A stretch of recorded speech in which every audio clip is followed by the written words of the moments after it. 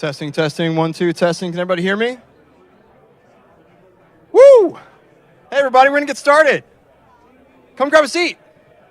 Come grab a seat, please. Come grab a seat. Don't be afraid to sit up front. We're not going to bite. I mean, Giles might, but I won't.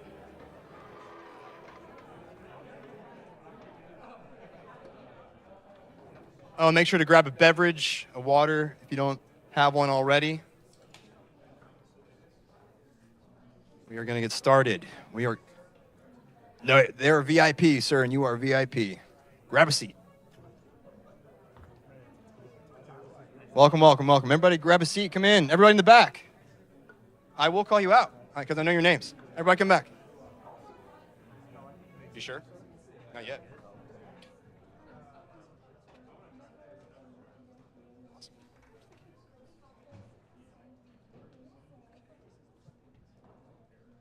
Wow, what a crowd tonight. What a crowd tonight. Well, give yourselves a round of applause for just coming out. How are we feeling? I'm sorry, I didn't hear you. How are you feeling? Thank you, thank you. So my name's Casey Randall. I'm the founder of Austin Tech and UX. I just have a couple announcements before we bring up our esteemed guest for tonight's event. A couple things. Big thank you to Capital Factory for hosting us. Round of applause, please, for them. They are awesome. We could not do this without them. Big round of applause for Emily in the front. She just kicks ass. Thank you, Emily. And of course, big thanks to Shortlist for sponsoring this event as well as sharing some insight tonight. And yeah, it's going to be great. It's going to be great. So again, my name's Casey, guys. Thank you for joining us. Let me do a quick crowd check, a quick temperature check. Who here is your first time at an ATX event? A lot of new faces. Love that. Thank you for coming. We really enjoy these social events, obviously, because there's a lot of value to give and receive. Who here is, who here got laid off recently? Few of you, great. Who here is currently interviewing? Maybe for a new role, you're currently working. Good, a good amount of you, great. And how many here got an offer recently?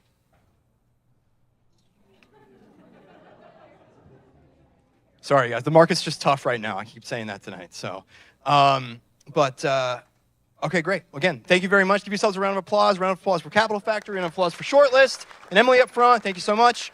I'm going to bring on Giles tonight, Giles Warburton. He is English, so let's forgive him for the accent, but he is English. He is amazing.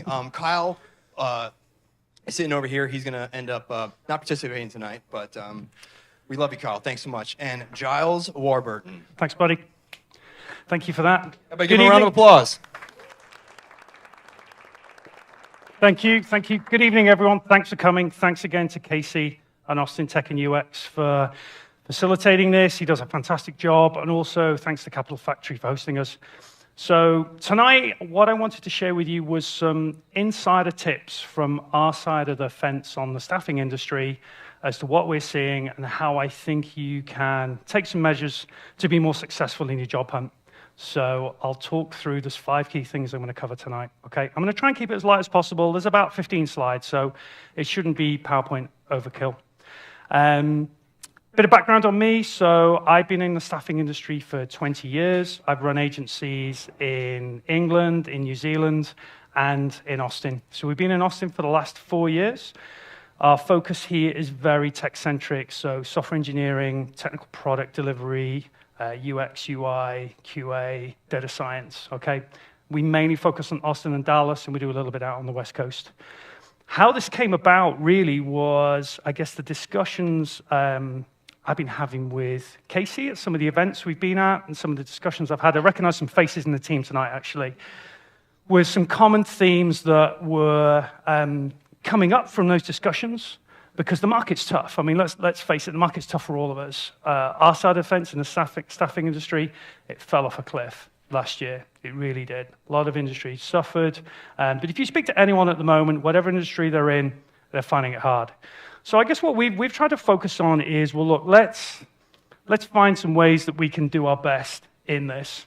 So I do have a technical background. I'm happy to chat technically later if anyone wants to come with any questions, questions on the market, trends, that kind of stuff.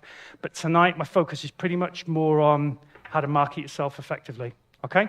So I guess some of the elements I'm going to cover tonight. Now, some of this I wouldn't publicly share. That doesn't mean it's confidential. It's just that some of the things I'm going to talk about are actually elements we do in the staffing industry to cut through, okay? To get noticed and to get, if we're working with you, to get your resume in front of the right people. And I'll show you some of the reasons why we have to do that. So bear with me. If some of it seems a little bit unusual or odd, it's because I'm showing you some of the techniques we use and we apply, all right?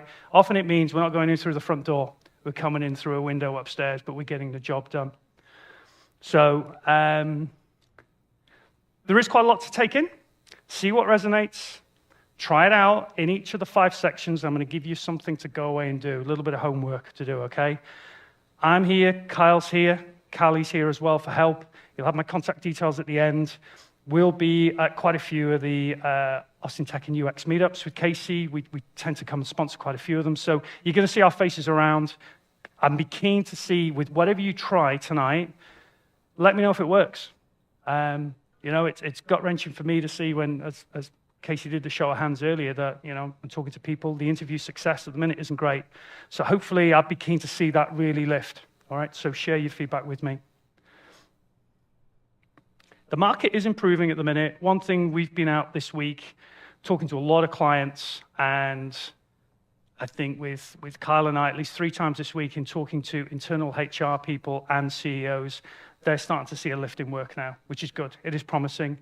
We deal with some of the biggest VCs here in Austin, and again, the messaging from them is it's starting to move. So I know it might seem bleak at the minute, but definitely from what we're seeing in the market, it's starting to move now, okay? So I think this year will lift. I don't think it's going to be anything like you would have seen a couple of years ago, but it's definitely improving. So a little bit about us and some of the stuff I'm going to talk about tonight. Ultimately, what we do in staffing, we're a bit like a dating agency. We're matching you guys looking for your next job, but we're matching with customers, okay? Customers are humans too. They do strange things, all right? They'll give us a job requirement, they'll look for A, and then decide they want B, and then change to C, and then go back to A. Our job in staffing is to manage them and shape them and keep them on track so that when you're coming across, we make sure we're getting the right outcome. But that's something to keep in mind, and we saw a lot of that last year.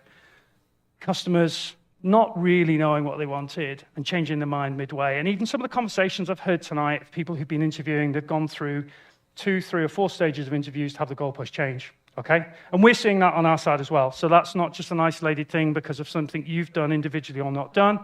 It is the market. So it's customers' requirements changing rapidly in the background. But I think that is settling now. I think most companies went through that kind of bulk of that change late last year, and it's seeing settled now. So how this came about was at the mega meetup in December. I spoke to a lot of people at the time who were struggling to either get an interview, get through an interview, or even get noticed. And there were a few key themes that were coming up. And what I was doing was getting people said, right, show me your LinkedIn profile, show me your resume, show me the messages you're taking. It was almost like a mini clinic on the ground at the meetup. And there were a few key themes. And I said to Casey, I said, look, we can fix these. These are things that are quite easy to fix, and I think it will help you get noticed. So what I would say is tough times, but got to be focused, all right? A lot of what I'm going to talk to you tonight is about being focused in what you do and how you approach the job market. In our job in staffing, we're salespeople. We have to be laser-like focused to get the outcome. So if you're working with us, that's what we've got to do is fixate on that point and drive through. And I'm going to show you how to do some of that.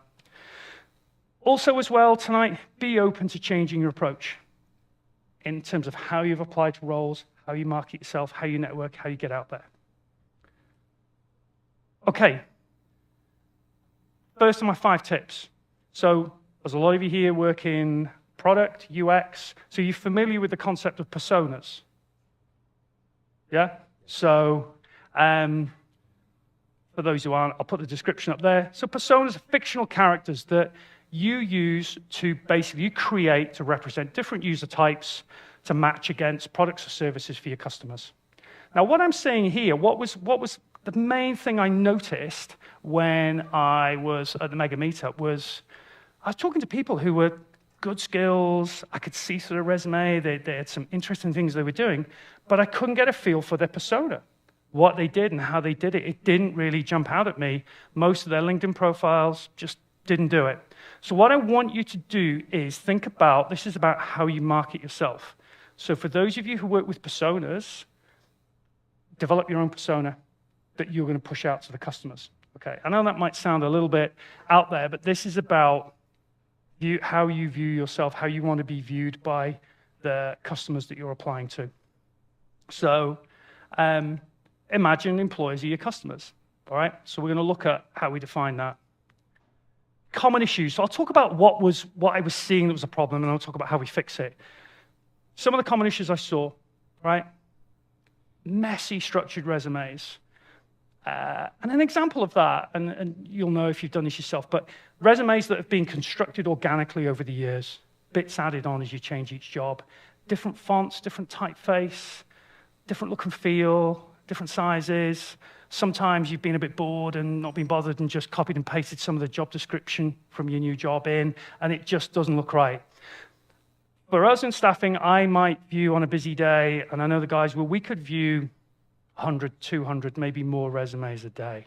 So I know within the first probably 3 seconds if it's a good resume or not, just by the shape of it, okay? Which might sound mad, but when you deal with resumes as much as we do, the minute it pops on screen, I've subconsciously already decided by 2 or 3 seconds whether I'm really interested in the CV or not.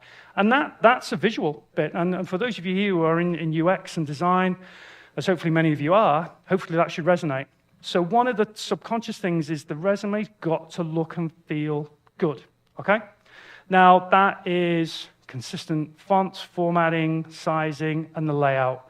Also something I think, I mean, it's tricky, because what good looks like is subjective, but anything more than 5 years old, no one is that interested in. So it's got to be like a taper effect on your resume. You want all the detail in that last 5 years, okay? I often see that. Well, I'll see a little bit of detail recently, but lots going back in history, maybe 5 or 10 years. But for us, we haven't got time to trawl that far back. The companies you're applying to are the same. So you want all the rich, I guess, content in the last 5 years. For your social profile, it's the same thing. So what we want to do is get the resume right first, and your LinkedIn, particular LinkedIn profile, should match. If you think how many of you are applying for jobs through LinkedIn adverts, so your profile will go across with your resume, and the person on the other end is seeing your profile, probably seeing your profile before they see your resume. So they already might be making a decision on seeing what the content of your profile is. So the structure of your LinkedIn profile and your resume tells me a lot about you.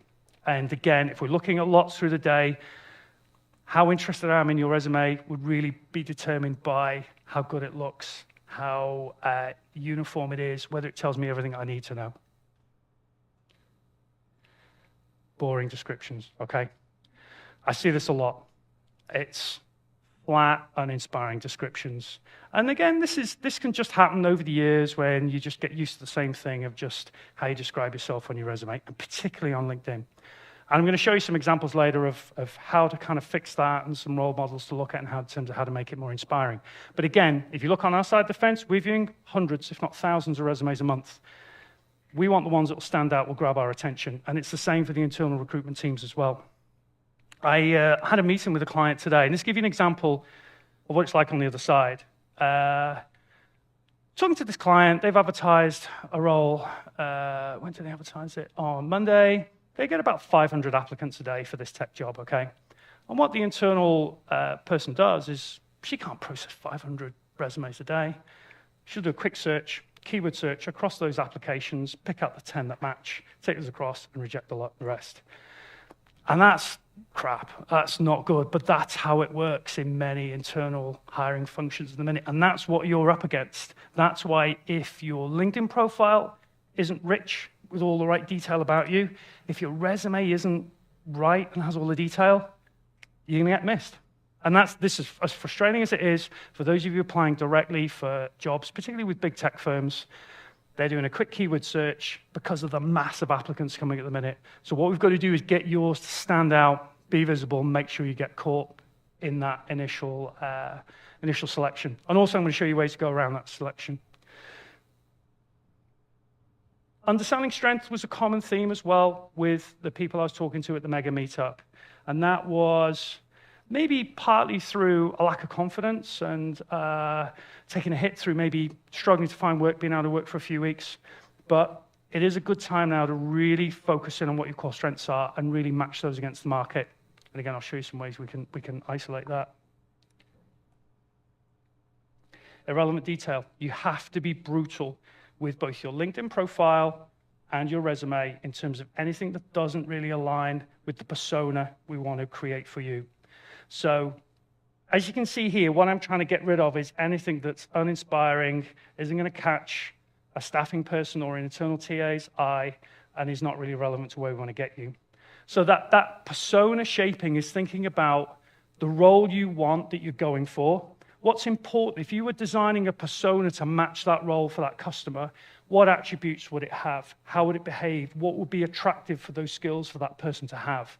So one of the things I want you to do is, as an exercise from this tonight, is think about your own persona when you're applying, what your resume and your LinkedIn profile needs to convey to the person at the other end, whether it be me, one of my team, someone in a big tech HR team. What are they going to notice about you?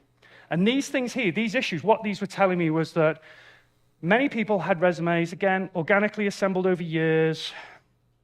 They were just pretty plain. They were all right, functionally. They did the job, but the market's changed now. Maybe 2 or 3 years ago, if you applied for a job, you might have been one of 20 considered. Now you could be one of 1,000, okay? So that will change. Don't worry, it's not going to stay like that. It cannot stay like that forever. But for now, I think it's a good time to just use it to sharpen up. In the same way with us, with our business, a lot's changed for us. So we've had to up our game and sharpen things and sharpen how we approach stuff. The biggie, and is it Davey Warrior? Someone said this to me earlier, that feeling like to get a job now, you've got to almost act like a social media influencer. It's harsh, but it's true. You've got to get noticed. You've got to be active on LinkedIn. It doesn't mean you need to be spending hours every day, but you've got to engage.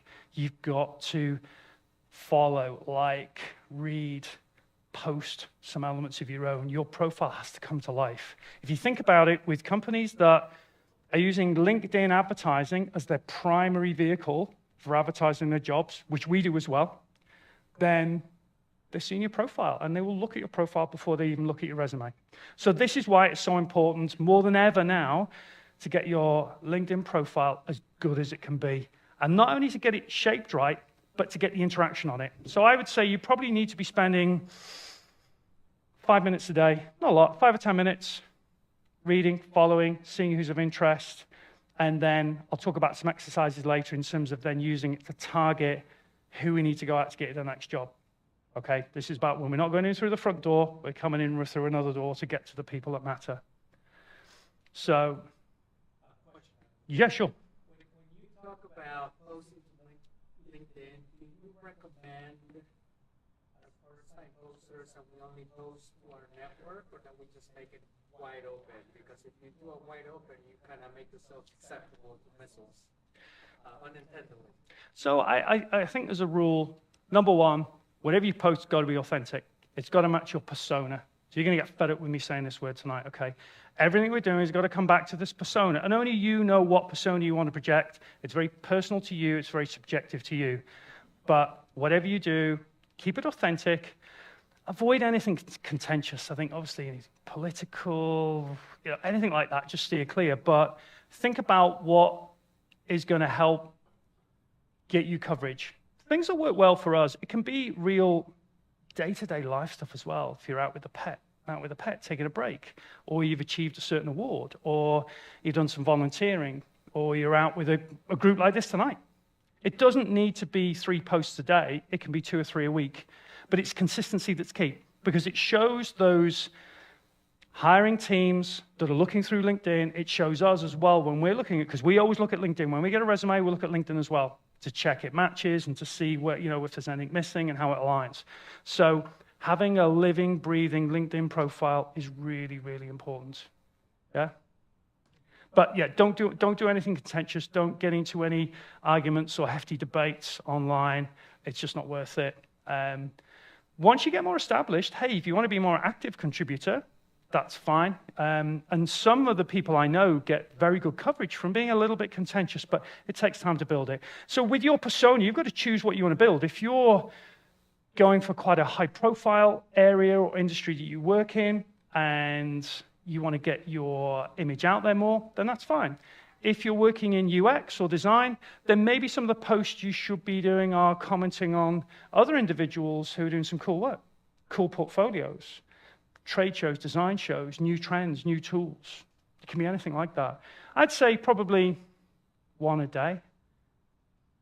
Comment on someone else. Maybe you put your own post up 2 or 3 times a week. And there's some good designers in the room here, so help each other out. If you're at these meetup events, do some bartering between you. If you've got some good wordsmiths who can help with word stuff, if someone else can help you get a neat design on something you want to get out, help each other out. It doesn't take much to do. So last point in the issues. Now more than ever, it's about tech community. And there's a section I'm going to talk at the end about the real importance of that and to give you some statistics on it. But it's great you're all here now with this because tech community is more important than ever. Being involved in your tribe and your relevant tech community, that's going to make a big difference in your job search because from a networking, information, staying current, knowing trends, and sharing information. Some of the things I would say, though, for these kind of events is share intelligence, share insights, be inquisitive about what's happening. Don't be afraid to talk to each other. You know, if you're interviewing someone and it's not working out, talk to others about it. You might see some trends, and one of the things you might see where you're in a similar boat. There are some employers out there who are just terrible that I refuse to deal with because they're just not good at the hiring process. They're just not good at managing expectations, and they don't know what they're doing in terms of roles. Now, if you come to me, I'll sometimes tell you that. I'll say, look, we're going to avoid companies A and B because of this. But equally, if you're sharing intel amongst the network at events like this, it can make a big difference. So, they're the bad bits, okay? Now, what I look for when we're looking at resumes, and I know what a lot of internal teams we look for, niche. I cannot stress this enough. And again, this is off the back of your persona. What is your niche?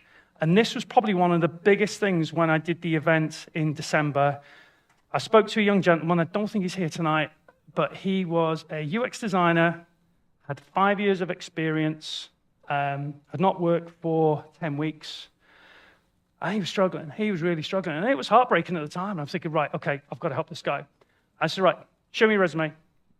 Let's get your profile on your phone. Show me the messages you are sending out to when you're applying for a job. And there were a number of things in there that weren't right.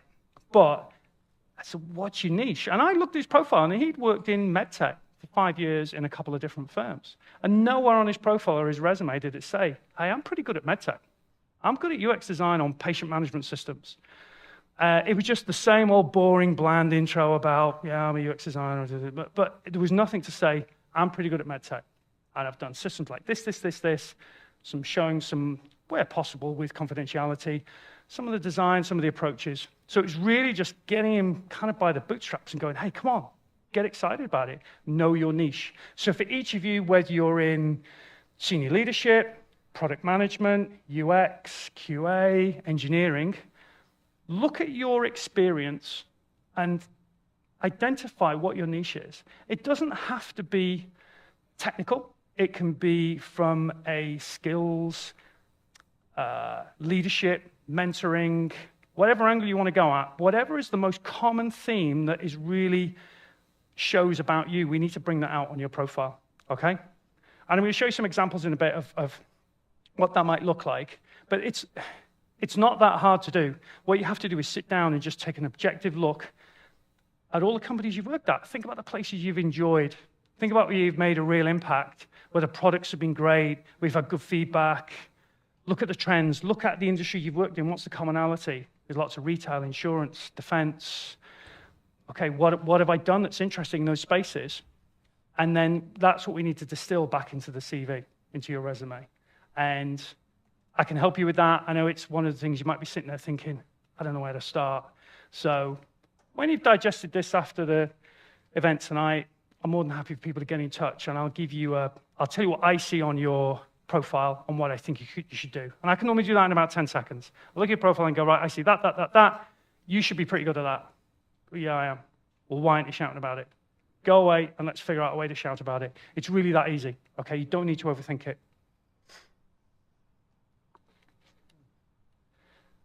What are your superpowers? So your persona, your niche that you want to focus on, but what are your superpowers? What's the one thing you're really bloody good at, okay? If you were to speak to friends, family, colleagues, ex-jobs, what would they say? So-and-so was brilliant at that. And it might have been a few years ago. It might not have been last week or last year. But every one of you in here must have a superpower that you are proud of and works really well and you're known for. If you're not sure what it is, then start asking people. Ask people close to you.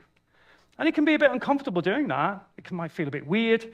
But part of this is building out that front-facing, that shop window into you as an individual to make you more marketable.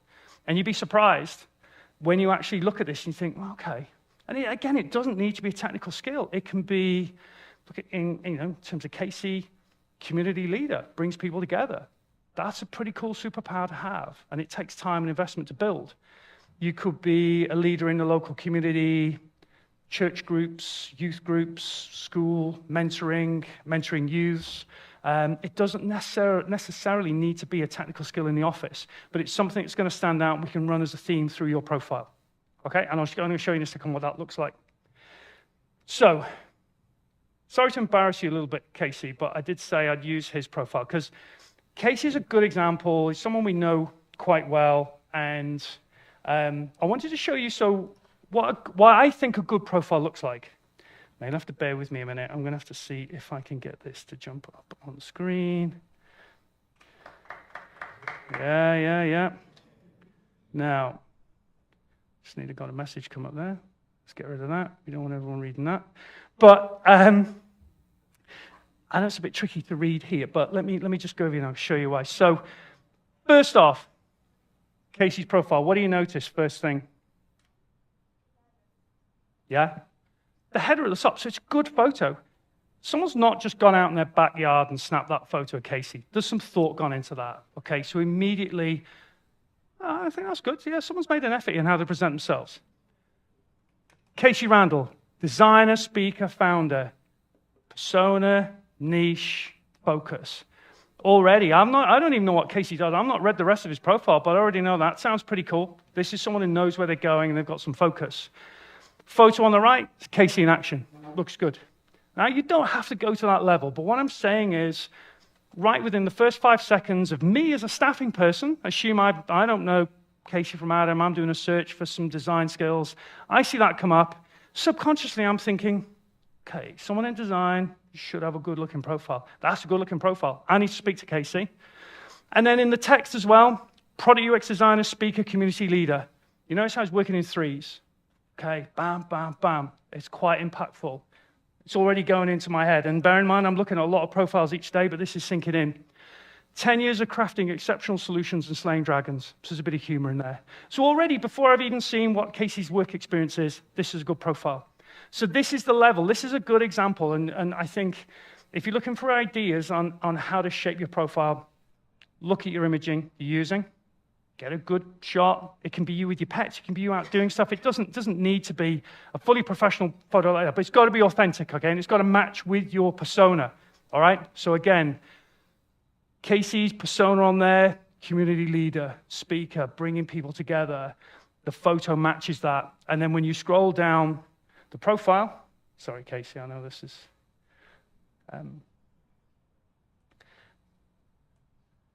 might be a bit tricky to read at the back here, but there's some featured links that link to a YouTube book, a side gig, also some humorous posts as well. And then I can see the activity down below. I can see already, hey, this guy's pretty active in the community. It's all good. It's all ticks in my head as a staffing person making a decision about, do I want to find out more about this person?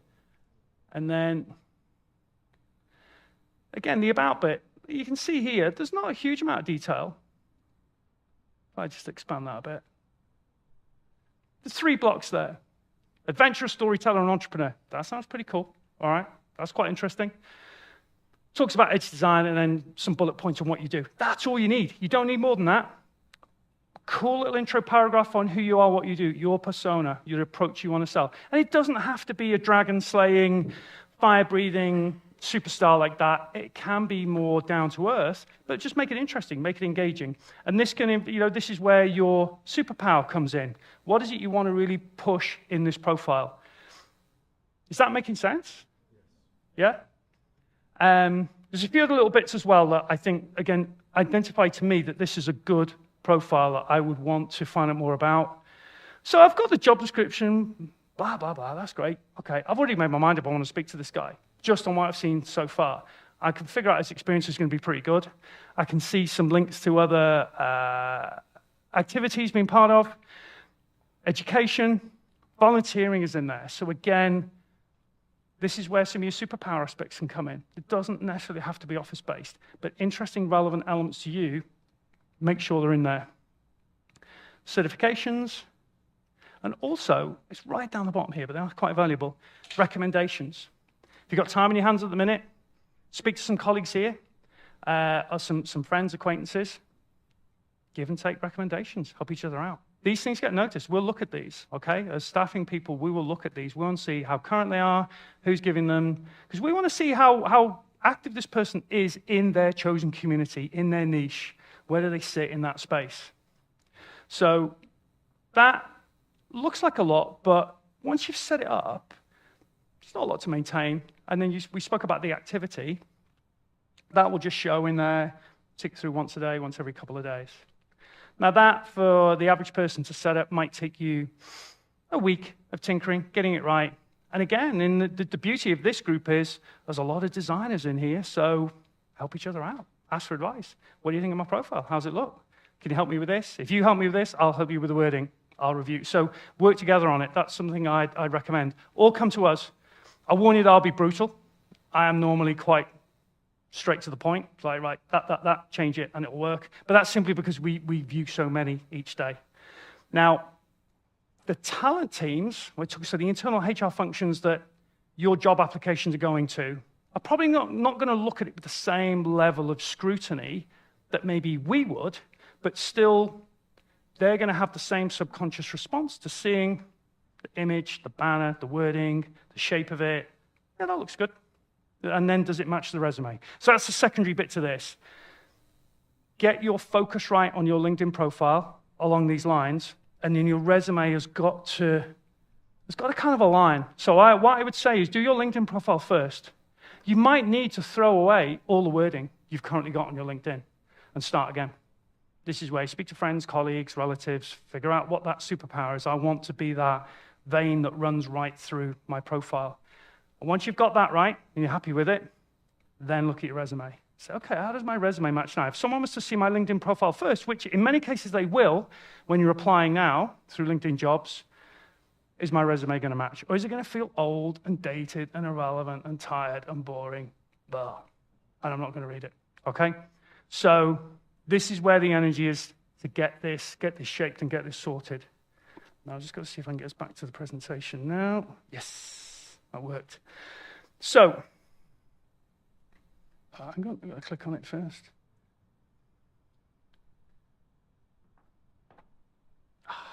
Sorry about that. Let me just get back. Right, so a bit of homework. Review your resume and LinkedIn profile and send to me if you want feedback. So I don't know, there's maybe 100 people in this room, so don't send them all next week. But at the end, my Calendly link is on there. And I'm in town about every 6 weeks, all right? I come out, I do a tour of duty about every 6 weeks, spend about 10 days meeting clients, meeting candidates, coming to events like this, and I'll gladly help you with your profile. It's not as much work as it might feel, when you're talking about it. It might seem daunting, but it's really not. And like I say, nature of this group, you've got design people. You should, at the very least, be able to get some good design ideas, get it together, get it looking good. I can't stress at the moment how important this is. To give an example, on our side of the fence, what's changed is historically, you might use a lot of different job boards, like Indeed and Dice, to advertise. Their effectiveness has just tailed off. As they've got more expensive, their effectiveness has just tailed off. Now most of the market has moved to LinkedIn jobs. And LinkedIn jobs are just, they're very aggressive on their pricing. They like the fact from a tooling perspective for us, because we use LinkedIn, but we use what's called LinkedIn Recruiter, which is the high-end version, super expensive, unfortunately, but that means we can see every profile in LinkedIn network globally. We can see little things like the tags, so when you set your profile as open to work, we can see it, all right? But no one else can, only those with LinkedIn Recruiter. And the job function is all integrated. So we typically have, how many jobs do we have live? About 25? We manage about 25 live tech roles at any one point, and we're managing all through the LinkedIn portal. It's Microsoft at the end of the day. What they want us to do is do everything within that framework. So what I'm saying to you here is, from your profile perspective, we've got to kind of play the game and get it looking as sharp as possible. And my pro tip that I talked about, ask friends and colleagues to describe you and what you do. You might get some interesting comments. You might get some stuff that comes up. You think, really? I didn't realize that. So be prepared to take a fresh look at how you brand yourself. All right, so that was point one. So there's quite a lot of material there. That was just from the discussion with the people I was talking to. If you can work on that, that should make a difference to your success rate in terms of what you're applying for, okay? And I say that as someone here who, again, our team, we look at a lot of resumes for different roles. Someone that stands out, if I see a Casey-type resume, even if it's not right for this current role, it's going to go in here, and I'm going to keep it ready in my kind of VIP area, ready for when something comes up, because that one stands out. That's how our kind of brains work in staffing. We don't just flick through a Rolodex of resumes and go, no. We do file away the ones you think, yeah, okay, that looks interesting. I'm going to have a chat with them anyway, and let's see what we get. Because we've got so many options to work through, we physically cannot speak to everyone in a given day. So what we're looking to do is choose those that we think have got the right fit, finish, have put the effort into what they're doing, and are going to be, I guess, suitable for us to work with to find that next role. Yeah. As it relates to your experiences, how do you think about conveying the content of that experience, content and accomplishment of that experience on LinkedIn versus a resume? I think it can be, the resume still needs to be quite functional. I'm going to come back to that. I've got a section to talk to you about that, so if you bear with me. I would say your LinkedIn needs to be more emotional content. Resume is more functional, as you'd expect, but I'll show you a trick to do on that in a bit. I'll come back to it for you. Right. Point two, extra training. Everyone I spoke to at the Mega Meetup, we'd gone through how they're going, how they're struggling. I said, what are you doing? Oh, I'm doing some extra training. And inevitably, in every case, the extra training they were doing was something completely unrelated to what they were doing now. And bear in mind, I've said, get into your niche, get your persona, get your focus. And they're training on stuff over here. So I was talking to, again, a product owner who was doing his AWS DevOps certs. Why are you doing that? Well, I'm not having much luck with my product stuff, so I thought I might retrain. I said, well, that's mad. What are you doing that for? You're wasting money, you're wasting time. And I've got a database full of DevOps people I can go to. I'm not going to come to you. So I was quite direct with them. I said, look, don't do that. So extra training, for those of you who are feeling that urge to think, well, okay, I used to cut code 10 years ago, maybe I should go and do JavaScript. So don't do it, all right? Hold it, will come right. Stay in your niche and stay focused. So this common urge to cross-skill, reskill. If you're going to do any reskilling, keep it in your niche, keep it in your focus, keep it around your superpower. So if it's leadership-related, mentoring-related, anything along those lines, build that. Build something that's going to move you forward. Don't go off at an angle. Now is not the right time to be doing that while the market's like this. It won't make you more attractive to employers. I can guarantee that. If I see a resume come to me and I'm thinking, okay, well, that's a UX designer, but why are they doing that? It will probably turn me off the more it's a case of, well, they should be doing stuff to get them moving forward. I know that sounds a bit harsh, but resist the urge. If you're in a situation where you're thinking, I really want to do this, I really want to pivot into something, you got to pivot fully. You've got to go wholehearted. And there were some people I spoke to at the Mega Meetup who said, I've stopped doing that. and I'm doing this, but I'm doing it wholesale. So in that case, that's cool. Pivoting in this market is understandable. It might be you think, you know what, I'm done with doing job A, I'm going to change. And I have spoken to people doing that, and that's fine. But if you're going to do it 100%. Don't dabble. That lets you focus, okay? So with doing different things, remember, it will affect the persona that we see and we build in our heads when we look at your resume and your profile. We're doing different things. And right now, don't jump into a new area unless you're really confident about going into it, because all areas are suffering at the minute. There's not many areas we're trading in at the moment that are hugely buoyant. So if you're going to cross-skill into a new area, you're going against established skills who are going to kick your backside when it comes to interviews, unless you're really, really good, or you've got some niche sector, or industry, or technology experience that's going to give you an edge. Okay, so don't do it. What I would say, though, is use that time, work on your network. Your meetups, like you are here tonight, but get more from the meetups. Speak to as many people as you can. Share what you're trying to do on your resume. Share on your profile. Get to events. If you're going to upskill in a certain area, make it around your current industry sector. At events, be inquisitive. Ask lots of questions. What's happening in the market? Who's joining where? What's moving? We have to be super inquisitive in what we do. We're constantly asking questions, constantly trying to find out what's going on. And I'll give you a good example, right? And my wife hates me for this, because wherever we go, we sit down somewhere, and I'll inevitably find out whoever sat next to me what they do for work. So I was in Dallas on Monday for a client meeting, and I got into town a little bit early. I was staying right in the center of town in the Pegasus building. I've not been to Dallas before. That's cool. I've got a couple of hours to go. Go and have a look around. And there was the Pegasus Brewery opposite. I thought, that's cool. Being English, I love a beer. Went in, it was empty. Beautiful Art Deco interior. Sat down, had a beer. And next, about 10 minutes later, and I've literally got the pub to myself, the bar to myself. This guy walks in, sits next to me, looking, carrying on my beer, checking my emails. He starts talking. He's Australian. Now, I didn't fully establish at the start, but I lived in New Zealand for 10 years, set up an agency there. My wife and daughters are all New Zealanders. So I know when I hear an Aussie accent. So how you doing? What are you doing over here? You've been to a wedding in Cancun, traveling back through Dallas. Oh, okay, great.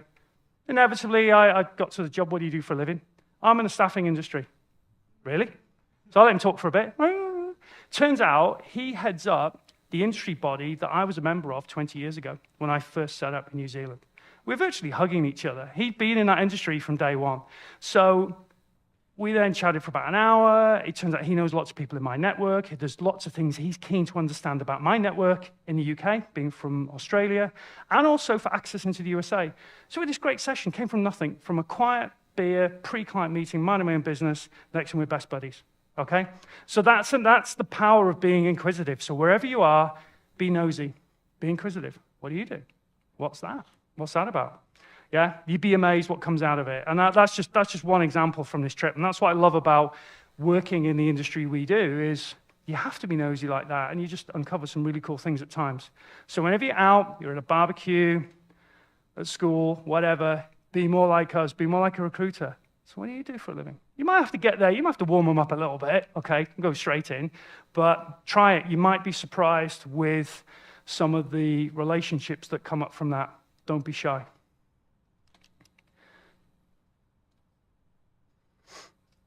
So what are you doing to stay sharp? Being inquisitive, as I said, is the #1 thing.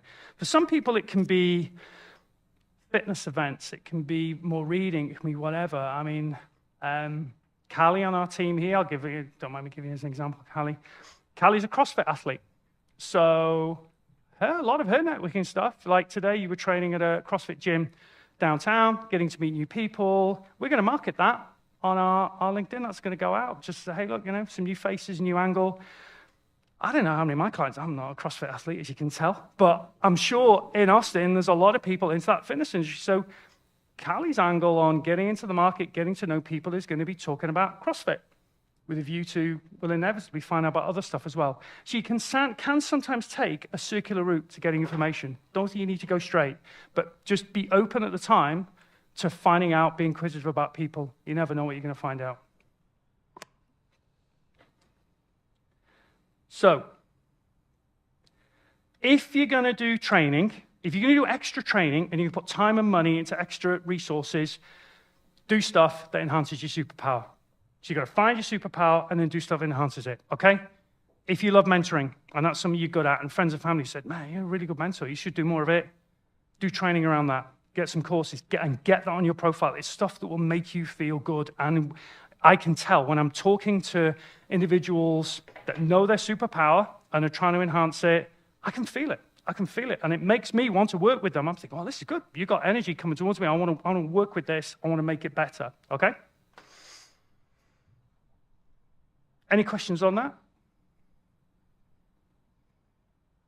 Right. This should resonate now, what I'm calling an advert frenzy. And this is a bit of a new one for us as well, okay? So most employers now use LinkedIn job ads. There are hundreds applying. And it can be quite disconcerting when you're, say you're going to apply for, I don't know, a product manager job in Austin, and you see the little counter on the side which says 695 already applied, okay? Ignore that. 95% of those will be irrelevant. They'll be, because the screening questions you go through when you apply, they'll have ignored the screening questions, they're out of state, they maybe don't meet the work from home or in-office requirements, they don't meet the technical skills, they're just serial appliers going dum, dum, dum, dum, dum, dum, through all the jobs. And again, I met with a client today up in the Domain. They run a tech business, about 30 staff, at a bee cave. She's the one who said, yeah, I had 500 applicants today. I don't know what to do, so I'll just do a quick keyword search, take those out, and reject the rest. That's how they have to handle it, because physically, I mean, it would take me probably a day. It'd take me 8 hours to process about 500 resumes, so it's not going to happen, all right? So that's what's happening, not just here, but everywhere at the moment in the tech world in terms of applications.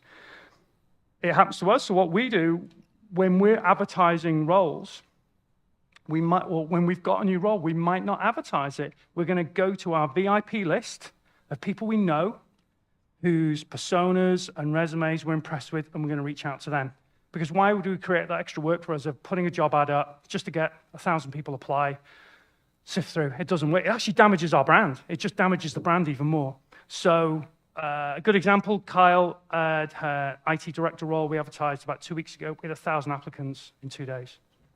I can't process that. It's too much hassle. It's better we just go what we call stealth mode, and we just come out and reach to you. So what we do is on LinkedIn Recruiter, we've got quite advanced search tools. There's a myriad of attributes and factors and locations and job titles and years of experience and years graduated that we can search for on your profiles. So your profile's got to be right for a start. And then when we see the profiles, we're looking for how rich and complete it is. And then we will select those and start to approach those people, okay? And typically more and more now with what we're doing, we can go US-wide to get the right profiles for some of the trickier jobs. So you're not only competing against talent here in Austin, you're competing against other states. So this is why I'm going to go on and on and on and on and on and on about getting your LinkedIn right. Because from our side of the fence, that's the primary tool we use to spot you. Unless, of course, we know you here and you're on our system and we're going to come to you first. Okay? So don't let those numbers on the ads put you off. 95% are rubbish. Straight in the bin. Because they're just not right. It's not that they're bad workers. They're just serial appliers going for it. Okay? Yeah? What is your opinion on the easy applying function on LinkedIn? Is that something that people should stay away from? Or is that actually bad? I'd stay away from it, but I'm going to show you in a second. Yeah. Yeah, you're just going with the mix. So generally, I guess what I'm going to say to you is don't go in through the front door. I'm going to show you the pitch to use and how to do it. But if you're going against with another 500, unless your profile is stellar, it's going to be tough. Okay. Now, what I'm going to tell you to do though, internal talent teams don't like. All right, they get cross with me when I do it. But hey, if it's that or trying to fight your way through 500 or 1,000 applicants, it's worth doing what you've got to do. So like I said, our last CTO role had 1,000 applicants for 48 hours. We cannot process that, and internal teams can't process it, so we've got to go around the outside. Many employers are bogged down trying to handle communications. There are some clients I speak to, adamant they want to speak to every applicant. Good luck with that, okay? So the time they're spending trying to handle all the people they don't want, your resume, your profile's languishing there, and they're not spending that time on processing the job. What Kyle and I noticed this week, and this is why I said I think the market you're going to see it start to move now. 3 clients we've spoken to this week, they're carrying, what did they say, about 20 requirements each. Their teams have shrunk. So talent teams, internal talent teams have had big layoffs as well. They've got fewer people to deal with the roles. They've got masses of applicants coming in. And what 3 different businesses said to us this week is, we're at our limit. We can't handle anymore. We need your help. Great news for us, but it means we can come in and use this kind of approach to go to who we know well, and get them into jobs. So it is turning. It is starting to turn. Right. Keep your ear to the ground. Events like this, okay? Be inquisitive. What do you do for a job? Barbecues, wherever. This is where you've got to get the intel and get in early. Networking is critical now. And not just in your same group. You might want to try different groups as well. Sorry, you.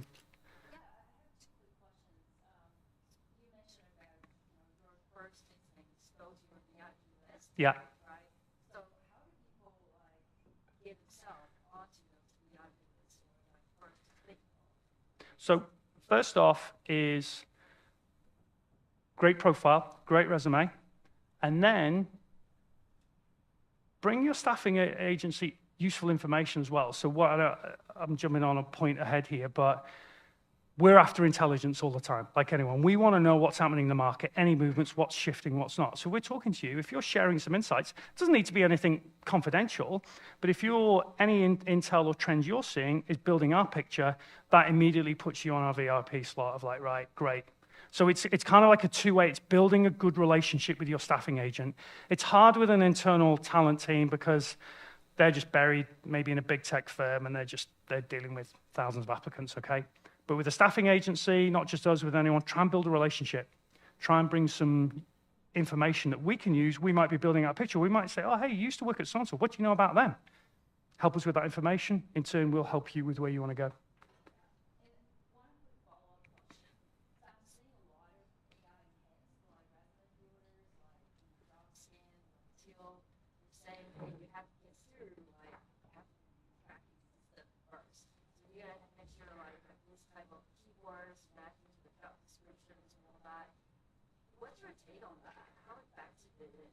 So we don't use it, okay?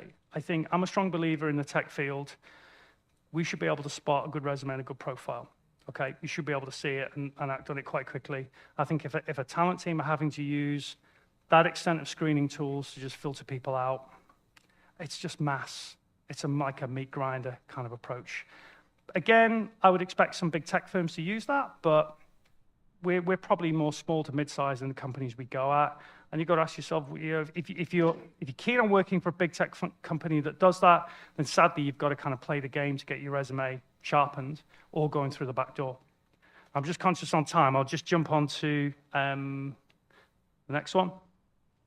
Target companies. So we've talked about getting your persona. Work out the companies that match that persona, all right? Target companies, target people. They've got a link to your approach. So research your area, find out who the key companies are, the top 3 to 5 companies that might use your type of skills, are in your area, and would be attracted to your approach, your background, and what you do. We can help you with that. I mean, typically what we would do is look at maybe 5 companies that would be relevant to you as an individual, and then approach them. The reality of advertising, right now a lot of employers don't know what they need.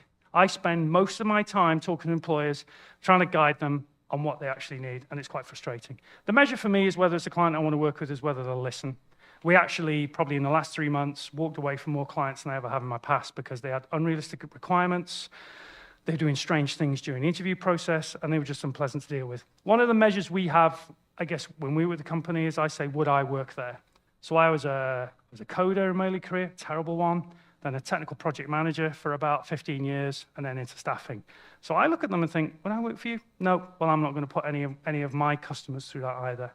So keep that in mind when you're looking at jobs, and that's one of the benefits of maybe coming through a staffing agency. We will apply that level of filter and assessment to that company to say, maybe don't go there because they're in a bit of a mess at the minute, or they don't know what they want, or yes, they're saying to you they want that kind of job, but it's not right. It's going to fall apart.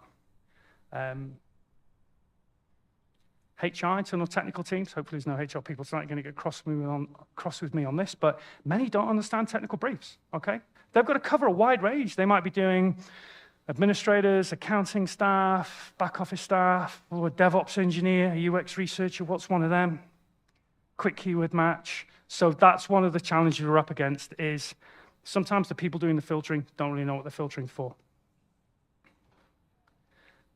So to get around this, research your targets. Know their projects, know the people, predict what they might need. So what I'm saying to you is, you've got your approach, you've got your sharp LinkedIn profile, you've got your sharp resume, you know the kind of companies you're interested in, identify the people, the decision makers in those companies, and start to go at them directly. And I'm going to give you some pictures on how to do that. That's what we do. So all we do day in, day out, we're not dealing with the talent teams. We're trying to get to the decision makers and say, hey, look at this great profile. Look at this great profile. Here's what, and we've already predicted and seen what they might need.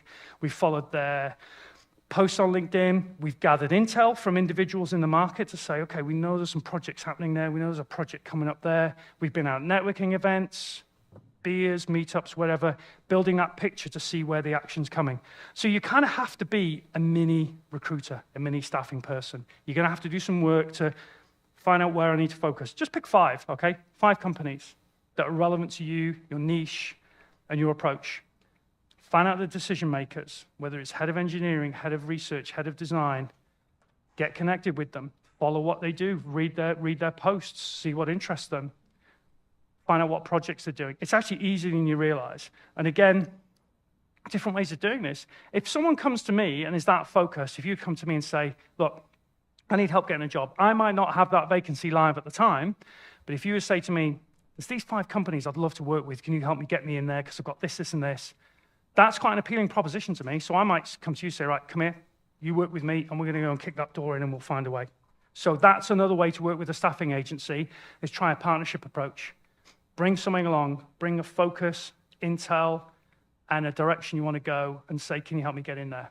Rather than just saying, here's a resume, can you get me a job? It works quite well for us, because in the same way, there's many companies we're trying to find a way into, but we need the right person, the right resume and profile with us to make it happen. How am I doing for time, Casey? So again, be inquisitive. Speak to friends, colleagues, acquaintances at those companies. Don't be shy to probe and ask, okay? Networking events is what this is all about. So you've got to be gathering intel. If you're not very good at remembering facts, have a little notebook and write it down and start to join the dots, okay? Well, so-and-so company said this and said this. Actually, yeah, I know there's a project starting there next week, and I'll show you now in the next bit why that's important.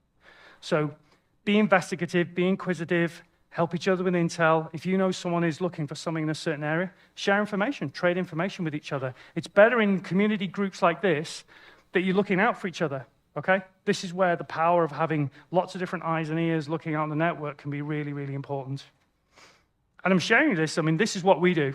It kind of, well, for me, we don't make money if we're sending people direct, okay? So I'm sharing the advice to say, go and be mini staffing agencies like us, but I'll help you on the way. If I know if I can help you, give you the advice to get you into a job, hopefully in the future you'll come back and say, hey, thanks for that help. I need some help doing this now. So that's the way it works. Last bit on here. So you know with LinkedIn, you can follow companies, check the posts, watch the staff movements. Okay? Watch the key people, write down the names, or follow those key people that you think, right, that's the department I'd quite like to be in, or I need to know about. Watch for when they move, new hires, new leavers, watch that kind of intel. All right, so we know the direction, we know the niche, we've kind of identified where we need to go, what are we going to say? So, the pitch.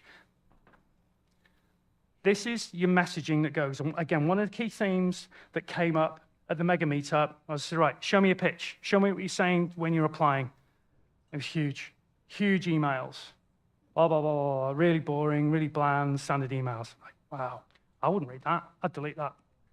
I haven't got time. And if you haven't got my attention after the resume in the first 5 seconds on your pitch, I'm lost interest. I'm probably on to the next one because I've got pressure. I've got a lot to get through on this. So this is why the pitch has got to be right.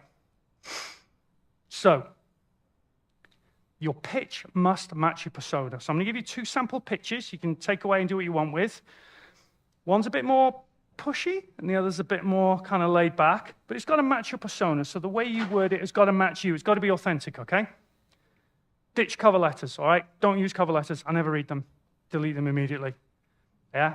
Cover letters don't get ready. So if you think about it, both us and internal teams are getting hundreds of resumes. They're not going to read hundreds of cover letters as well. So don't bother with cover letters. They don't get read, and they won't help you out. So I know a lot of people like to put time to craft them, but just don't bother with cover letters. Okay, what I want you to do as a bit of homework, go and look at the last introduction message you sent when you applied for a job, okay? If you've applied, look at what you've put in there, see how long it is. One thing that I found with us that was something we had to change was people would just keep the same message again and again and reuse it. Often I get them with the wrong name coming to me, which I know is they're insincere, they're just copy and pasting. But equally, myself and I know a lot of my clients will read it on mobile, okay? So test your messaging on mobile. An email on Outlook on your PC that's maybe 4 or 5 paragraphs, it's very complete and covers you all, that's great. But view it on a mobile, and it's like an essay, all right? Whoa, already I'm thinking, oh, I haven't got time to chew through all of that. I just want to know quite quickly what's happening. So any comms you're going to send out when you're applying for a job or you're contacting someone about a job, test it first. Test it with a colleague, partner, friend. How does this sound? Does it match my kind of persona? And secondly, test it on a mobile. Is it digestible on one screen on your mobile? Right, I'm going to give you 2 pitches. We're nearly there. I haven't got too much longer. It's what I'm calling an ambitious pitch. And this is an example of how to structure a message to go out. So there's 4 bits to a pitch, okay? There's the why I'm reaching out to you. So this might be a way you could word it. Hey, Mr. Customer, I'm reaching out to you because I'm really interested in what you're doing with XYZ right now. Nice and easy. Shows you know they're up to something. Whatever project XYZ is, it can be a product, a new project, an acquisition, a merger, whatever. But you need to know that information. So it immediately thinks, well, okay, if I receive that, cool, this person's done some research. Great. It's not just I'm applying for the data science job, all right? So we're going to reach out, show that we know something about what they're doing. We've done the why. Next is what I want. I'm ready for the next challenge in the field of XYZ, and I think my relevant experience with whatever ABC could be of real use to you. So use that type of wording, okay? We're reinforcing that we know they're up to something. We've got good skills in whatever that something is, and I think I could help you with that, yeah? So if I'm reading that, think, cool, okay, that sounds good. What, the why, the what, and the how I can help. So I know what you're doing, I'm looking, and here's why you should look at me, or how it can help. So in the last 12 months, I've led the building of X product that's resulted in, I'll give an example here, I don't know, 200% in annual revenue, annual recurring revenue. Whatever metric is relevant to what you do, whatever kind of successful piece of work you've done in, say, the last 12 months, 18 months, this is where you mention it. So this is why it's got to be quite targeted. I know what I mean, I'm mentioning tonight. It's very, very, very laser targeted. But in this market where it's congested, this is what you've got to do.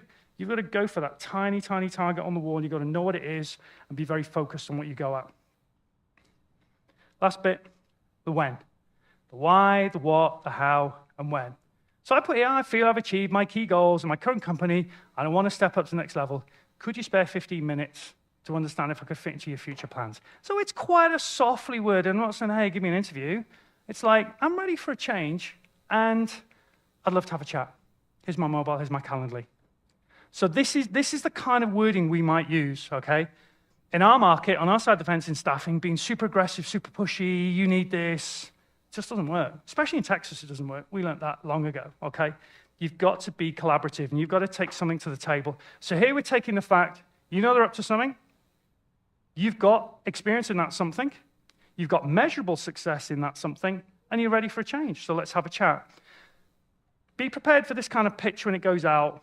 This would be to remember that target we found in those 5 companies you're keen to go at, who heads up that division. It's a LinkedIn message, okay? Some of them in the contact details will have their email. It's not that hard to figure out someone's work email either. You can get that and send it that way, yeah? So this is the kind of message. If you look at that, imagine on the phone screen, there's what? 4 paragraphs there. That's it. That's all you need to say. Yeah? I've done a softer one. So this might be if you've laid off, you've not worked for a few weeks, and we're not going to go in quite as aggressive. So I'm reaching out to you because I'm passionate about this sector, and I want to get back in with a progressive firm. So we're admitting there that, hey, look, we're out of it at the minute. I want to get back in with a progressive firm like yours. So we're giving them a bit of a compliment. What I want. I know from talking to my contacts that yours is a company that values hard work and loyalty, and that's important to me. Okay, so we're showing we've spoken about them, we've done some research about them, and they sound like the kind of company we want to work for. We've not just looked at TrustAdvisor reviews or Glassdoor reviews and any of that. We've actually done a bit of homework. Again, this is the kind of stuff which to me resonates. If I get someone approaching me like this, I'm thinking, cool, okay, done their homework. How I can help. So this is now back to the appearance, the persona of your approach. I bring energy, passion, determination. These are challenging times, and I thrive under pressure. Whether it's boosting a project, supporting an existing team, I can help. So what we're saying there is, look, I'm ready. I've got a lot of energy and focus and passion. You can see it in my profile. You can see it in my resume with what I do, with my mentoring, my volunteering, all these kind of things. I'm good under pressure. I can help you with a project. I can help you with a specific challenge. It's really got to be prepared. It might be contract, short-term work. It might be permanent. But you're saying, look, I'm keen to help. I like what you do, and I'm keen to help. Last bit, could you spare 15 minutes for me to understand if I could fit into your future plans? It's a nice, softly worded approach. Someone should get a response from that, okay? If your LinkedIn looks good, you approach the right person with that kind of message in a LinkedIn message or even an email. I'd say probably do it in LinkedIn because you can see when they've read it and they can see your profile. You should get a response to that. And any response is a good response, even if it's a no, not now. Great. So when? Okay. Well, I'm going to keep you on my watch list. I'm going to come back to you because I know something's happening. And keep in mind that customers will sometimes keep your profile off to the side and say, yeah, they look good, but I'm not quite ready for that yet because they've got loads going on. It's not uncommon for these pictures. We send hundreds of these out each week, okay? To all different companies, different approach. Some can come back in a day, some can come back in a month, some can take 6 months, can't they, Carl? But they work, okay? So I can send out the slides to whoever wants them, so I'll give you a bit more of ambitious wording and then softer wording. All right? Little pro tip. If you're going to pitch like this, do it first thing Monday morning. If you're going to resign, when are you going to resign? End of Friday or Monday morning. So the chaos happens in most HR departments first thing Monday morning when someone comes in and resigns, and then the hiring manager's like, oh my God, what am I going to do? Just as your message lands on their desk. Great. So for us, most of my requisitions come in up Friday at like 5 o'clock or Monday at 9. So I'm saying to you, use that time if you're going to message. Yeah? Okay, we're nearly there. Last bit, applying for jobs. So got your approach, we know what we're going at, we've got a kind of message we want to send, applying. Some basics here, okay? Be scientific and systematic. Keep a log of where you apply. This is quite important. Excel spreadsheet, notepad, doesn't matter. Note down where you applied, what time, and what messaging you sent. That's quite important. So that pitch I sent you there, where we might reference a certain project, certain person, certain success you had, keep a log of that, because it's quite important. Because if that person does come back a week later and you're thinking, oh, I can't remember what I told them, you kind of instantly, they're going to go, all right, okay. But if you're sharp, you get that message and you're sharp, you can reference your log, you're straight on it, it's going to help get you through. If you're going to follow up on a message, maybe do it, I'd say about 5 days. Don't pester. I put up a front-end developer job in San Francisco yesterday. my LinkedIn just lights up. I just get messages all the time. They're coming through colleagues, texting our main system, it's just all over. So I'm going to have to take that one down. I didn't follow my own advice on that one. But when you pester, immediately, if anyone's pestering me, they kind of just get blocked out then. So I'd say give it 4 or 5 days, nice gentle follow-up, but don't pester the individual.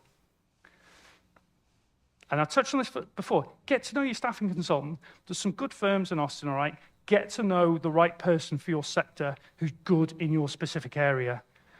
Trade information with them. Share information. It doesn't need to be confidentially sensitive, but they're keen all the time to know what's happening in certain companies. So if you're seeing stuff happen, share it, and they'll help you in return. You've got to trust me on that. They will, because If you're helping them out, making their job easy and helping fill pieces in the puzzle elsewhere for them, it helps them hugely. Remember, last bit, no cover letter, okay? Can't stress that enough. Couple more minutes. Casey, am I right? One more minute. Last bit to answer your question. Tailor your resume to the job description you're applying for. Make it as frictionless as possible.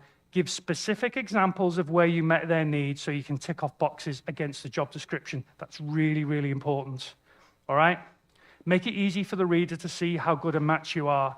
So check the JD, check the job description, check your relevant skills. You might need to reword that component of your resume to match that. Be visible on LinkedIn. I've done that to death. Last bit. Last little pro tip. Check ads that are more than 30 days old. If they've not filled it within 30 days, something's wrong. Often what you'll find, they've offered someone the job and they've turned it down, or something else has changed. So if you're going to pitch or you're going to go after something, don't worry about those jobs that are happening right now. Check the ones that are more than 30 days old. Okay? So, know your persona, stick to your core strengths, cut through the adverts, sharpen your pitch, and apply like a pro. That's it. Thank you very much. Thanks, everyone. Let's give another warm round of applause for Giles here. And great job. And look, a couple of things real quick. We're getting the Q&A. I know you guys are really excited about that. We do have a limited time for Q&A, but we'll get as many questions in as possible. I'm also going to do a bit of a pivot. We have 20 swag bags. Whoever wants one is first come, first serve after Q&A. So sit tight, hang tight. And all the shit that he just went through, I've literally done over the last 12 years. And it has worked. Everything. And also, I didn't know he's going to use my profile today until earlier. So I was not ready for that. We're going to jump into Q&A. I'm going to go around with a microphone. But first, I want to get a selfie of the whole room. So you guys don't have to move. Hopefully, my phone can do this. This is also the first time I've done this. At an event, Giles, you're going to have to be in this, buddy. I'm going to be able to get this whole room in here. All right, some of you guys don't have to squeeze in, but you know what? We're going to go for it. Ready? 1, 2, 3. I'm going to do also half the room, too, at the same time. Sorry, guys. Yes. Love it. Awesome, guys. Thanks again. Again, Q&A. So we'll keep the questions super tight. I just want to get the selfie in there. Raise your hand if you have a question. I'm sure you're dying. We got about 15 minutes, and I'll run around this room and bring a microphone to you. I see Scott first. So I'm going to go to Scott, and we'll go from there.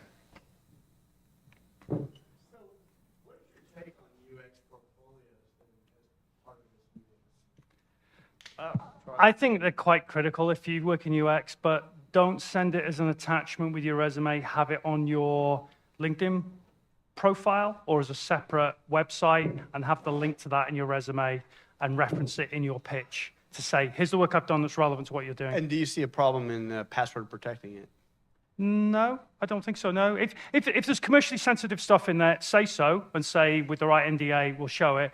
But definitely for us, if we get a UX resume and I've got a link to a really, really sharp portfolio, it gets them to the top of the pile. The other thing for those of you in UX, which works really well, is not just your portfolio, but the methodology you used on that project. Talk through the methodology, the wireframing, the personas, the prototyping, what you've done. That's really cool. I've seen some great portfolios that show the method, because your method might change from project to project. So I'd say how you did it is almost more important than the outcome that you show on the screens. It shows to us you've got a superb understanding of that method. And for our bigger clients, our more mature, technically mature clients, you're going to be slotting into quite a mature process. So they want to know you can come into that seamlessly. Love it. Thank you for all the valuable information. My question is for, say, contract position, if multiple recruiters reach out, like say I keep getting multiple calls or emails saying, hey, here's a position, and I know from the job description it's the same, how do I choose who to go with when I'm not very particular about that? Because what I'm noticing is even though my job description, the job description in my resume matches, I don't get like interview calls. So I'm wondering, are there like some preferred recruiting staffing agencies that the client just goes with and just ignores the rest? Or like, I'm having a hard time as to who to go with because I tend to go with the first one or the second one that reaches out, but I haven't seen a lot of success. Yeah, so sadly, what can happen in the contract market's very aggressive. We don't do a lot in contract, but what can happen is maybe you might get 5 calls. Only one of them is an authentic call who actually has the rights to service that job. The others might have seen the advertising, figured out who it is, and want to scrabble to get some resumes and go back to that client and go, hey, look, I know we don't work with you, but have a look at these. And I know it's really frustrating, and it's symptomatic when the market's like this. It's just that aggressive nature of contract staffing agencies comes out. The way I deal with it is ask our agent, do you specifically deal with this client? Are you authorized to recruit from them? And you'll know, if I would say, build a relationship with the staffing firm that you like, preferably local, get to know the individual, and then watch what they do, connect to their LinkedIn profile and watch the kind of stuff they post and look for commonality. If you're getting a strange call from an agency out in the middle of nowhere you've never heard for before, they're more than likely they can't work that role. They're just trying it on. Yeah?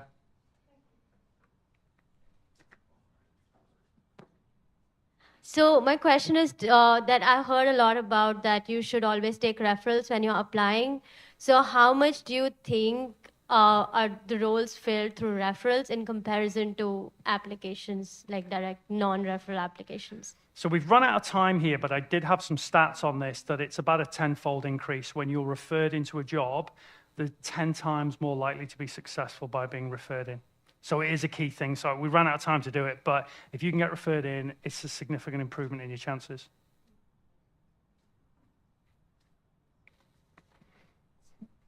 So you mentioned that it seems like the market is picking up a little bit more.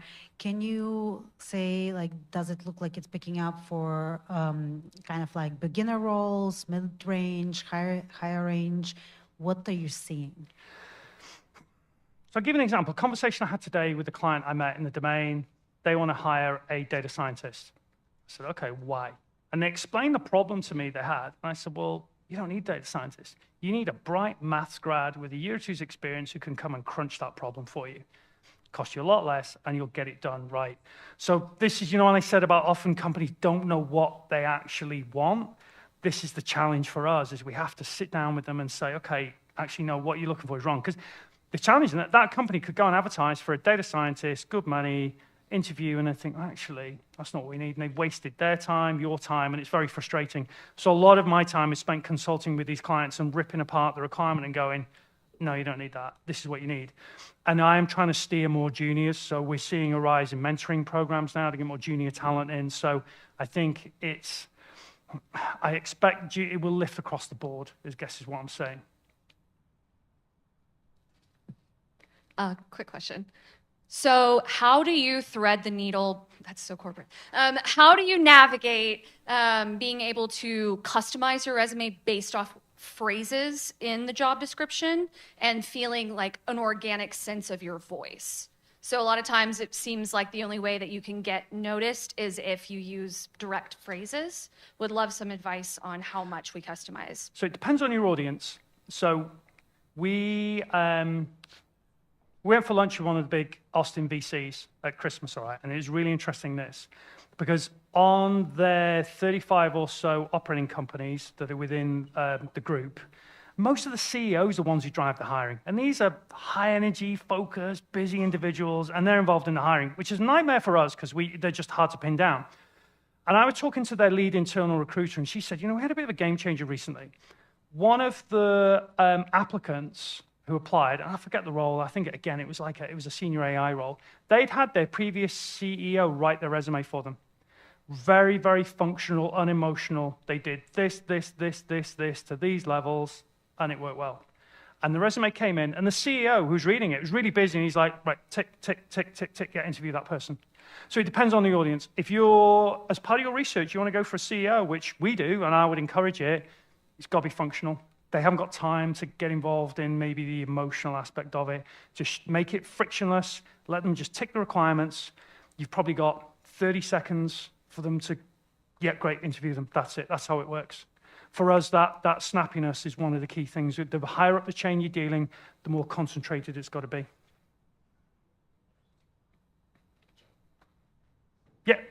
Thank you so much, Giles and team. It's been very informative.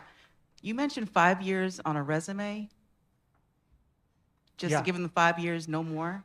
No, so I think taper it. So if you imagine like a V shape, you want the richness of the detail in the last 5 years, but then taper down beyond that. So I'm not saying remove it, but in your resume, it can be a couple of lines. Contractors in particular, if you're a freelancer or a contractor, it could be tempting to have huge chunks of all your work, but it just makes for a massive resume that's hard to read. It should taper like that. In a permanent one, make sure the richness of the detail is for the last 5 years. Beyond that, it's a tick box exercise for me. I'm just thinking, okay, yeah, that's fine, but I want to know what's really happened in the last 5 years. Right here. Thank you. So a lot of the conversation in this discussion right now, to me, seems geared towards people that have that experience, that already have that persona, that have some years in whatever industry that they are looking to get hired in. What would you recommend to either a new graduate or someone that is kind of an early career transitioner? For me, I graduated from university about 2 years ago, been working as a teacher, and I'm trying to transition into software engineering. Okay, so things I look for are projects you might have done at university. If you've done a specific technology project, let's look at that and drill down on that. There might have been something of how you project managed it, how you led a group, the kind of tech you're involved in, how you selected it. There will be elements we can draw from that. And I know it's tricky with recent grads with what you can, there's not a huge amount to work on, but normally when I look into projects they've worked on, there'll be some good elements I can draw from it. From your teaching experience, speaking to colleagues, look at areas you thrived on, areas you really enjoyed. Again, your superpower with the kind of age groups. What was your success? Who was your most memorable kind of students you looked after, and why? And what would they say about you now? That's the kind of superpower that can come through. So in some roles, like if I'm recruiting for a junior role, I'm looking for maybe leadership, energy, passion. How moldable is that personality? How keen are they? What energy they're bringing? So if you can show me from your background what you did as a teacher, some of the successes you had, some of the differences you made, then also some of the projects you've worked on, how you've interacted with others, that often gives me enough to work with. Beyond that, it's how I interact with you when I speak to you and I think, yeah, this guy sounds cool. He's got that energy I want. Because with a lot of junior roles, that's all we've got to work on. Thank you. Can I ask a follow-up question, please? Yeah. When we are applying to jobs, right, you hear from a lot of people, a lot of times it takes them hundreds of applications to actually get a job. A lot of people are applying to, 20 or more applications per week or per day. There's a lot that seems to go into providing a quality application. So how do you kind of navigate providing such quality in each application while also putting out enough that would be reasonable within a time frame? I'm not sure I understand that question, sorry. I guess it can boil down to quality or quantity. We're all about quality. We're a small business. We've only got 12 heads. And I find if you speak to most clients and you ask them what do they want, they're going to want quality. And most of the IT decision makers, they haven't got visibility of what's happening in the staffing functions in their businesses. The fact that there's hundreds of applicants, they don't see it. They just get to see the resumes that filter up to the top. So what I'm saying to you in all of this is you've got to bypass that. There's not much point in being one of the several hundred applying. You can do it, but it's like rolling the dice. I would say network focus, going around the side and just build those relationships. And the referral aspect you mentioned, it's kind of like doing that. You just work in all those angles at the same time rather than just sitting there being one of the several hundred applying through the front door. Especially as a junior, entry level to it, you've got to make yourself stand out. You've got to go out and bang on some doors and make yourself visible.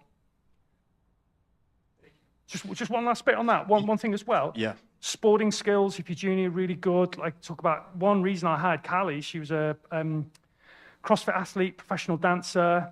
I put her through our scoring system.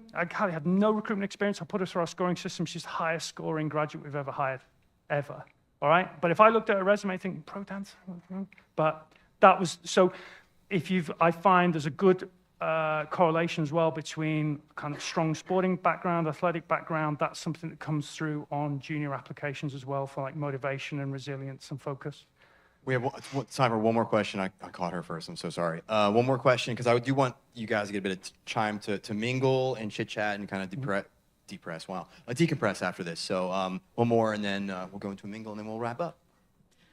This actually touches on kind of the quantity versus quality thing that I think everyone is dealing with, and you hear about how people are applying to thousands of jobs without getting any bites. And you mentioned earlier that it used to be only 20 applicants for a job. Now you're seeing hundreds or thousands, and you said very confidently that it wouldn't always be that way. And in my mind, I don't understand how that can't always be that way, because we're facing a more just all these different saturated fields, all these UX boot camps. There's more UX designers than ever. And all the boot camps and information being accessible to everyone is great. I love that everyone's getting educated, but it makes that job market so much harder. So how can you say that it will kind of maybe level out to some extent?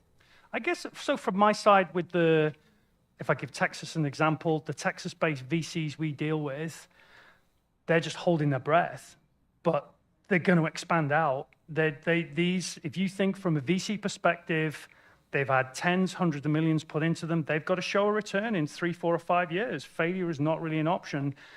They've got to get their products or services out. So they've been constrained at the moment, but all the intel we're getting, the people we're talking to, is the chains are going to come off. It's going to accelerate again. The unfortunate thing with product and UX, it's the first to get hit when it turns, but it's the first to come back when they need to get the products out again. So that's why I'm fairly confident it is going to come back. It might not come back to the same level it was before, but that's guess what we're seeing, because I've got to have some confidence in the market, and seeing the great tech firms that are in Austin in particular, it's just they've been compressed for now, but I'm going to see them go out again. And the discussions we've had this week are all along those lines, that they're starting to lift, they're starting to ramp the teams.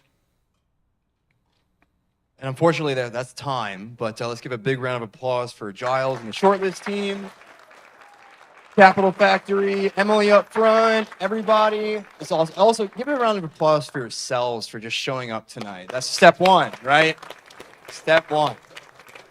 I'm just gonna add one little tiny thing too. Also, if there's other designers out there or developers or people that you admire on LinkedIn professionally or on Instagram, reach out to them, because they're actually eager to share their knowledge with you, because they don't want to do this forever. They need to be replaced at some point. So reach out to them, cold call them. It's worked for me in the past, personally and professionally, and yeah, and Godspeed. This market will hopefully explode soon. So we're hopefully. But Thanks, thank Casey. you. And for everyone that's asked questions, come and grab a swag bag. Even Yes. though it's through the event as well with the questions through the night, come see Callie Come here. grab- And we've got some t-shirts and some swag, so come and grab some. Yes, thank you guys so much for coming out tonight. Thank you. Feel free to mingle for a little bit. Please put your chairs back when you leave and throw away your trash. That's super helpful.